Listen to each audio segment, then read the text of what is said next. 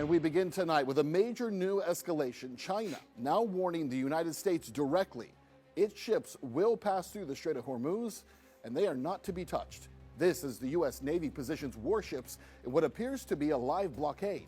And now the next ship that tests that line could trigger a global incident. That escalation is happening after diplomacy fell apart over the weekend, after nearly a full day of talks in Pakistan, more than 20 hours of negotiations. The United States and Iran walked away from the table without a deal. And now that fragile ceasefire that remains in place is hanging by a thread. Over the weekend, both sides sat down hoping, they said, to find a path forward. But when it came to the core issue, Iran's nuclear program, certainly the U.S. would not budge. There is some speculation tonight that the Iranians were actually making concessions. And yet Vice President J.D. Vance summed it up this way, saying there is no agreement, there is no consensus. And that leaves us with uncertainty. The bad news is that we have not reached an agreement, and I think that's bad news for Iran much more than it's bad news for the United States of America. So we go back to the United States having not come to an agreement.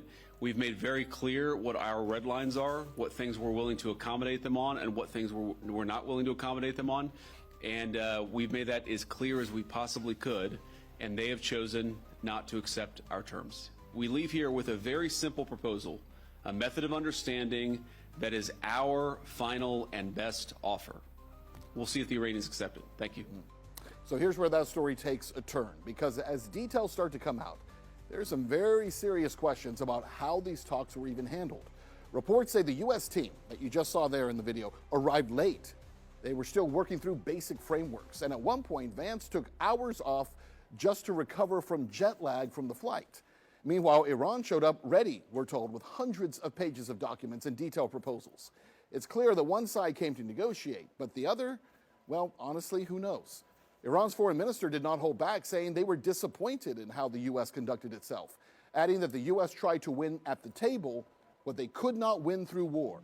And then there is this. During the talks, Israeli Prime Minister Benjamin Netanyahu reportedly called J.D. Vance, the vice president.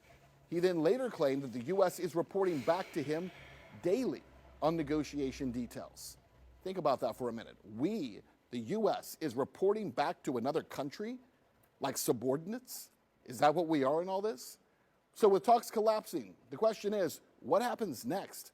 Unfortunately, we did not have to wait long to get an answer to that, because just hours after negotiations ended, President Donald Trump announced a full naval blockade of Iran that began earlier today. He says, quote, "No one who pays an illegal toll will have safe passage on the high seas."